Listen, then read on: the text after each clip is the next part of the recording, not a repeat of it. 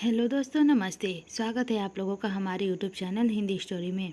आज हम लोग परीक्षा गुरु उपन्यास का 25 प्रकरण कवर करेंगे। इससे पहले का सारे एपिसोड मेरे चैनल पर अपलोड है। यदि आप लोग देखना चाहें तो जाकर चैनल पर देख सकते हैं। तो चलिए बिना लेट किए हुए हम लोग शुरुआत करते हैं। प्रकरण 25। साहसी पुरुष। सानो बंद कागज करे सब अनुबंध निहार, करे न साहस बुद्धि बल पंडित करे विचार, विदुर पर्जा करे। हम प्रथम लिख चुके हैं कि हरकिशोर साहसी पुरुष था और दूर के संबंध में ब्रजकिशोर का भाई लगता था। अब तक उसे काम उसकी इच्छा अनुसार हुए जाते थे। वह सब कामों में बड़ा उद्योगी और दृढ़ दिखाई देता था। उसका मन बढ़ता जाता था और वह लड़ाई झगड़े वगैरह के भयानक और साहसिक कामों में बड़ी कारगुजारी दिखलाया करता था। वह हर एक काम के अंक प्रत्यक्ष और दृष्टि डालने और सोच विचार के कामों में माथा खाली करने और परिणाम सोचने या कागजी और हिसाबी मामलों में मन लगाने के बदले ऊपर से इसको देखभाल कर केवल बड़े बड़े कामों में अपने ताई लगने रखने और बड़े आदमियों में प्रतिष्ठा पाने की विशेष रुचि रखता था। उसने हर एक अमीर में अपनी आवाजाही कर ली थी और वह अपनी सबसे मेल रखता था। उसके स्वभाव में जल्दी होने के कारण वह निमूल बातों पर सहसा विश्वास कर लेता था और झटपट उसका उपाय करने लगता था। उसके बिना विचारे कामों को जिस तरह बिना विचारा नुकसान हो जाता था, इसी तरह बिना विचारे फायदे भी उतने ही हो जाते थे जो विचार करने का किस प्रकार संभव न थे। जब तक उसके काम अच्छी तरह संपन्न हुए जाते थे, उसको प्रतिदिन अपनी उन्नति दिखाई देती थी। सब लोग उसकी बात मानते थे। उसका मन बढ़ता था और वो अपना काम संपन्न करने के लिए अधिक से अधिक परिश्रम करता था। परंतु जहाँ किसी बात पर उसका मन रुका, उसकी इच्छा अनुसार वो अपना काम संपन्न करने के लिए अधिक से अधिक परिश्रम करता था।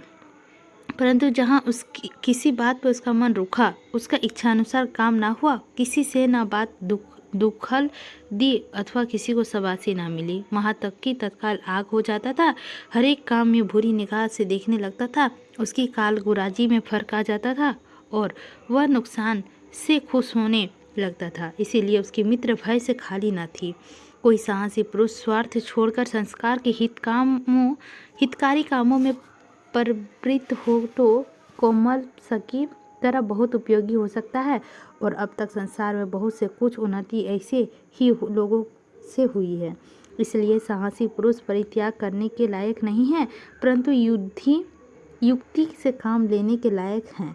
हाँ, ऐसे पुरुषों से काम लेने में उसका मन बराबर बढ़ाते जाए तो आगे चल के काबू से बाहर हो जाने का भय रहता है। इसीलिए कोई बुद्धिमान तो उसका मन ऐसी रीति में घटाते बढ़ाते रहते हैं कि उसका मन बिगाड़ने पाओ में हद से आगे बढ़ाने पाओ।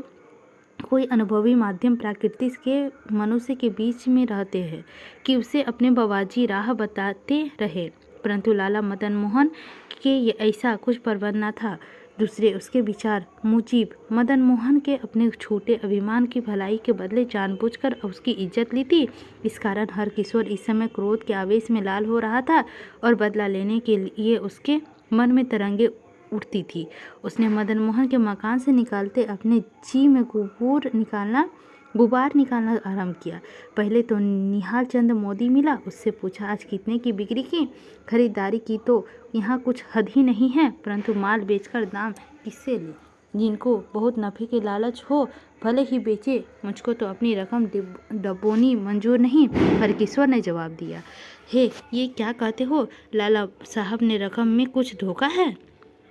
धोखे का हाल थोड़े दिन में ही खुल जाएगा। मैंने जान तो होना था, वह हो चुका। तुम यह बात क्या समझ कर कहते हो? मोदी जी घबरा कर पूछे। कम से कम 1,50,000 की शीशा बर्तन इस समय इनके मकान में होगा।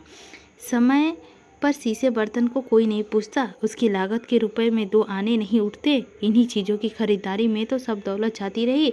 मैंने नीचे सुना है कि इन चीज़ों की कीमत बाबत 50,000 रुपये की वाहिद साहब को देने हैं और कल एक अंग्रेज 10,000 रुपये मांगने आया था। न जाने उसने लेने थे कि कर्ज मांगता था, परंतु लाला साहब ने किसी को उधार मांगकर देने की करार नहीं किया है।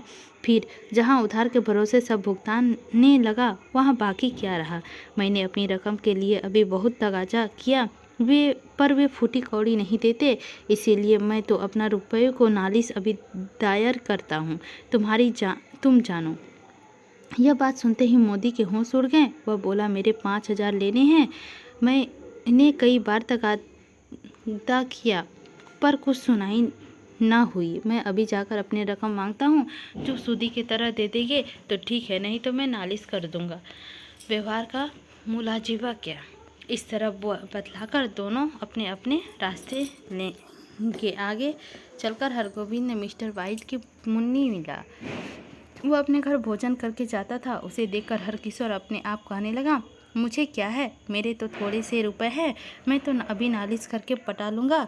मुश्किल तो 50-50 हज़ार वालों की है, देखिए वह क्या करते हैं। लाला हरकिशोर किस पर नालिश की तैयारी कर रहे हैं, मुंशी ने पूछा। कुछ नहीं साहब, मैं आपसे ही कुछ नहीं करता, मैं तो बेचारे मदन मोहन के विचार कर रहा हूँ। हाँ, उसकी सब दौलत थोड़े दिन में लूट गई, अब उसके काम में हलचल हो रही है, लोग नालिश करने के लिए तैयार है। मैंने भी कम बख्ती के मारे 1,000-2,000 एक का कपड़ा दे दिया था, इसीलिए मैं भी अपने रुपए पटाने की राह सोच रहा हूँ। बेचारा मदन मोहन कैसा सीधा आदमी था, क्या सचमुच उस पर तकाजा हो गया। उस समय तो हमारे साहब के भी 50,000 रुपये लेने हैं। आज सवेरे तो लाला मदन मोहन की तरफ से बड़े कैंचों की एक जोड़ी खरीदारी के लिए मिस्टर शंभुदयाल हमारे साहब के पास गए थे। फिर इतनी देर में क्या हो गया, तुमने यह बात किससे सुनी। मैं आप वहाँ से आता हूँ, कल से गड़बड़ हो रही है। कल एक साहब 1,000 रुपये मांगने आए थे। इस पर मदन मोहन ने स्पष्ट कह दिया कि मेरे पास कुछ नहीं है, मैं कहीं से उधार लेकर 1-2 दिन में अपना बंदोबस्त कर लूँगा। मैंने अपने रुपए के लिए बहुत ताकीद की, पर मुझको भी कोरा जवाब नहीं मिला। मैं अब नालिश करने चाहता हूँ और निहालचंद मोदी अभी 5,000 रुपये के लिए पेट पकड़े गए हैं। वहाँ कहता था कि मेरे रुपए इस समय ना देंगे तो मैं अभी नालिश कर दूँगा। जिसकी नालिश करना पहले होगी उसे पूरी रुपए मिलेंगी। मैं भी जाकर साहब से यह हाल कह दूं, तुम्हारी रकम के खेरिज है, परंतु साहब से कर्जा बहुत बड़ा है। जो साहब को इस रकम में कुछ धोखा हुआ तो साहब का काम चलना कठिन हो जाएगा। यह कहकर मिस्टर वाइट ने मुंशी के घर जाने के बदले साहब के पास दौड़ गया। लाला हरकिशोर आगे बढ़े तो मार्ग में लाला मदन मोहन के 5500 की खरीदारी के 3 घोड़े लिए हुए हासनजाज लाला मदन मोहन के मकान की तरफ जाता मिला। उसको देखकर हरकिशोर कहने लगा, यही घोड़ी लाला मदन मोहन ने कल खरीदे थे। माल तो बड़े फायदे के बिका, पर दाम पट जाए तो तब जानिए। दामों में क्या है, हमारा 1,000 रुपये का काम पहले पड़ चुका है। हासनजान की जवाब और मन में कहा, हमारी रकम तो अपनी लालच की चुनीलाल और शंभू दयाल घर बैठे पहुंचा जाएंगे। वह दिन जाए, आज लाला मदन मोहन के काम डगमगा रहा है, उसके ऊपर लोगों को तकाजा जारी है। जो तुम किसी के भरोसे रहोगे तो धोखा खाओगे। जो काम करो अच्छी तरह सोच विचार कर करना। कल शाम को तो लाला साहब ने हमारे यहाँ आकर ये घोड़े पसंद किए थे, फिर इतनी देर में क्या हो गया। जब तेल चुक जाता है तो दिए बुझने में क्या देर लगती है। चुन्नीलाल शंभुदयाल सब तेल चाट गए। ऐसे चूहों की घात लगे पीछे भला क्या बाकी रह सकता है। मैं जानता हूँ कि लाला साहब के बहुत सारे रुपये लोग खा गए, परंतु उसके काम बिगाड़ने की बात मैं अब तक नहीं बैठती। तुमने यह हाल किसे सुना है। मैं आप वहाँ से आया हूँ, मुझको झूठ बोलने से क्या फ़ायदा है। मैं तो अभी जाकर नालिश करता हूँ। निहालचंद मोदी नालिश करने को तैयार हैं। वाइट साहब का मुंशी अभी तक हकीकत नीचे करके साहब के पास दौड़ा गया है। तुमको भरोसा ना हो, निसंदेह ना मानो, तुम ना मानोगे, इससे मेरी क्या हानि होगी। यह कहकर हरकिशोर वहाँ से चल दिया। पर अब मदन मोहन की तरफ से आगाह संजान की ध्येय ना रहा। असल रुपए तो लालच उसको पीछे हटाता था, नफ़े की लालच आगे बढ़ता था। पीछे रुपए के विचार से तबीयत और भी घबराई जाती थी। निहाल यह राह ठेरी कि इस समय घोड़े को फेर ले चलो, मदन मोहन का काम बना रहेगा तो वह अपने रुपए वसूलते हुए पीछे के घोड़ों पहुंचा देंगे, नहीं तो कुछ काम नहीं। इधर हरकिशोर ने मार्ग में जितना मिलता था उससे मदन मोहन के दिवाले की हाल बराबर करता चला जाता था। और यह सब बातें बाजार में होती थी, इसीलिए यह एक से कहने से 5 और सुन लेते थे और उनसे मुंह से 50 से यह हाल तत्काल मालूम हो जाता था। फिर 50 से 500 में और 500 से 50,000 में फैलते क्या देर लगती है। और अधिक आश्चर्य की बात यह थी कि हर एक आदमी अपनी तरफ से कुछ न कुछ नून मिर्च लगा देता था। जिसको 1 से कहने का भरोसा न आया, 2 से कहने से ना गया, 2 कहने से ना आया, 4 कहने से आया। मदन मोहन ने चाल चलन के अनुभवी मनुष्य तो परिणाम पहले से ही समझ रहे थे, जिस पर मिस्टर शंभुदयाल ने मदन मोहन की तरफ से 2 एक जगह उधार लेने की बातचीत की थी। इसीलिए इस चर्चा में किसी को संदेह ना रहा। बारूद छिप रही थी, बत्ती दिखाते ही तत्काल भमक उठी। परंतु लाला मदन मोहन या ब्रजकिशोर वगैरह की अब तक इसका कुछ हाल मालूम न था। इसी के साथ हमारा प्रकरण 25 भी समाप्त होता है। अब हम लोग प्रकरण 26 अगले एपिसोड में देखेंगे। आई होप दोस्तों आप लोगों को अच्छी लग रही होगी, तो लाइक कीजिएगा, चैनल पर नए होंगे तो सब्सक्राइब कीजिएगा और कमेंट करके बताइएगा कि हमारे वाचन में कहाँ कमी है। मिलते हैं अगले एपिसोड प्रकरण 26 लेकर। लेते हैं आप लोगों से विदा।